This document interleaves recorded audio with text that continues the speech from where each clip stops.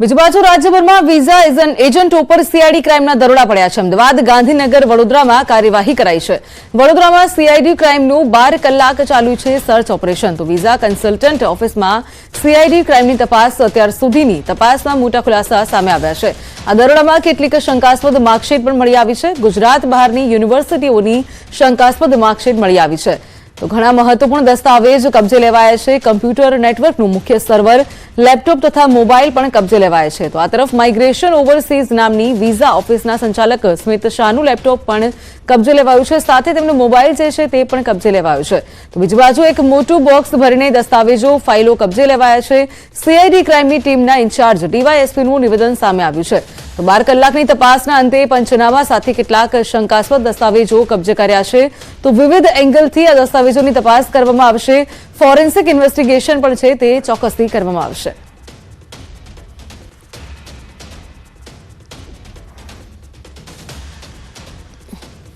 રાજ્યની કેટલીક સંસ્થાઓ આ પ્રવૃત્તિમાં જોડાયેલી છે, વ્યવસાયિક સંસ્થાઓ।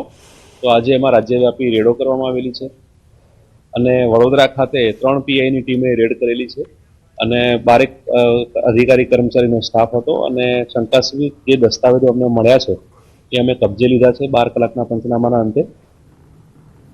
अन्य महत्वपूर्ण समाचार મહેસાણાથી। મહેસાણામાં કુટુંબ નિયોજન ઓપરેશન કૌભાંડ અંગે ખુલાસા થયા છે। તો ખોટા આંકડા આપનાર 16 હેલ્થ વર્કરનો ખુલાસો આવ્યો છે। નોટિસના જવાબમાં ભૂલથી આંકડા આપ્યા હોવાનું હેલ્થ વર્કરોએ જણાવ્યું છે। તો 20 ડિસેમ્બરે આ તમામ જે હેલ્થ વર્કર હતા તેઓને લઈને તમામ વિગતો સામે આવી રહી છે। કુટુંબ નિયોજન ઓપરેશનનું કૌભાંડના ખુલાસા થયા છે। આરોગ્ય અધિકારી સમક્ષ હાજર રહેવાની પણ સૂચના અપાઈ છે।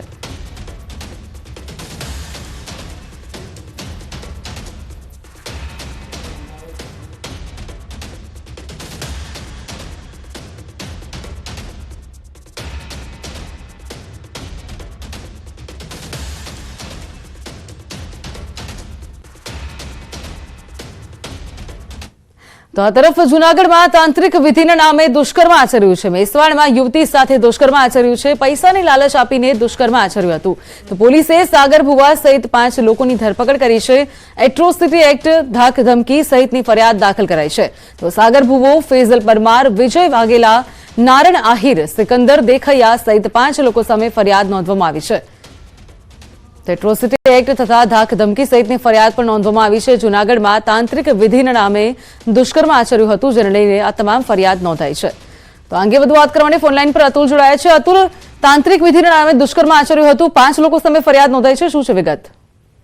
જી દાની, આપણે ચોખ્ખું હતું કે જે રીતે કેશોદના જે મેસવાણ ગામે છે ત્યાંથી એક યુવતીને લઈ જઈ અને જે દુષ્કર્મની ફરિયાદ છે ત્યાં દાખલ કરવામાં આવી છે। ખાસ કરીને જોવા જઈએ તો આ જે પીડિત યુવતી છે તેને કોઈ ફેજલ પરમાર નામના જે યુવાન હતો તેની સાથે પ્રેમ હતો અને આ યુવાને તેની સાથે એવું કીધું હતું કે આપણે બે જો તાંત્રિક વિધિ કરાવીએ તો આપણને છે તે પૈસા મળશે, એમ કહીને યુવતીને છે તે પેલા અલગ અલગ જગ્યાએ ફેરવતી। ત્યારબાદ આ યુવતીને છે તે કેશોદ લાવવામાં આવી હતી ને કેશોદથી જે કેશોદનું મેસવાણ ગામ છે તેની સીમમાં લઈ જવામાં આવ્યું હતું, જ્યાં સાગર ભુવા, ફેજલ પરમાર, વિજય વાઘેલા, નારણ આહિર અને સિકંદર દેખૈયા કરેલા વ્યક્તિઓ હાજર હતા અને આ યુવતીના તાંત્રિક બહાને પણ મોડી રાત્રે આ યુવતીને વિધિ શરૂ કરી હતી। ત્યારબાદ અન્ય 2 પણ યુવતીઓ આવી હતી, જેવું છે તે પીડિત યુવતી જણાવી રહી છે।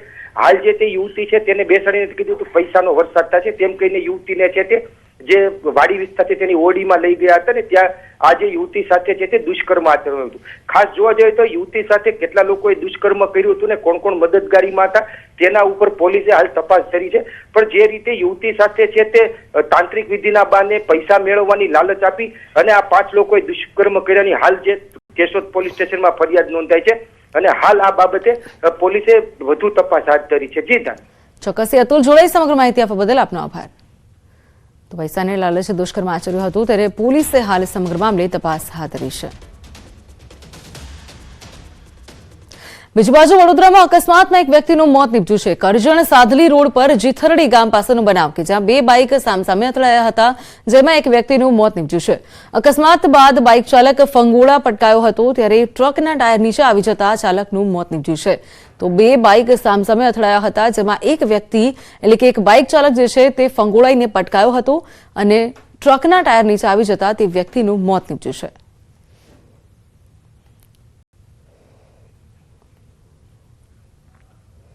બીજી બાજુ ડુંગળીના નિકાસ પર પ્રતિબંધને લઈને સૌરાષ્ટ્રના માર્કેટિંગ યાર્ડના હોદ્દેદારોએ કૃષિમંત્રી રાઘવજી પટેલ સાથે બેઠક કરી, જેમાં ખેડૂતો માટે ઊભી થયેલી સ્થિતિ અને ડુંગળીના ભાવ સહિતના મુદ્દાઓને લઈ 2 કલાક સુધી ચર્ચા કરી.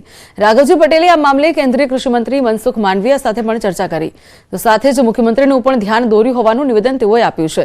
બીજી બાજુ ડુંગળીની નિકાસબંધીને લઈને કેન્દ્ર સરકારને પણ રજૂઆત કરવાની બાંયધરી આપી. તો આ બેઠક બાદ એપીએમસીના હોદ્દેદારો પણ ખેડૂતના હિતમાં નિર્ણય લેવાય તેવી આશા રાખી રહ્યા છે.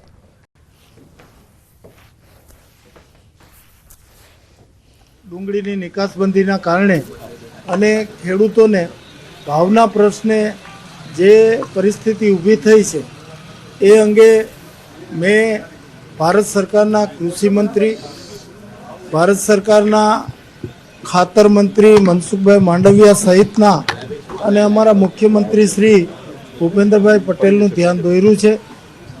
અમારા મુખ્યમંત્રી શ્રી પણ આ પ્રશ્ને કેન્દ્ર સરકારનું ધ્યાન દોરવાના છે.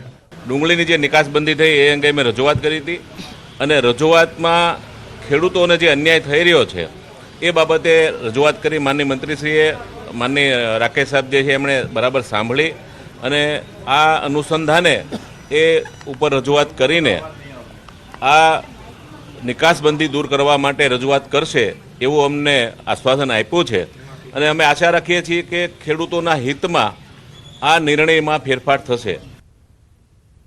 તો આ સાથે બુલેટિનમાં હાલ સમય છે વિરામનો. તે પહેલા એક નજર ટોપ 3 હેડલાઇન્સ પર. ગુજરાતમાં ફરી એકવાર મોટું માવઠું આવી શકે, હવામાન નિષ્ણાંત બલાલ પટેલની આગાહી. ગુજરાતમાં કરા ગાજવીજ સાથે વરસાદ થઈ શકે. કેન્દ્રીય ગૃહમંત્રી અમિત શાહ આજે ગુજરાત પ્રવાસે સાણંદ, આણંદ અને અમદાવાદના વિવિધ કાર્યક્રમમાં આપશે હાજરી.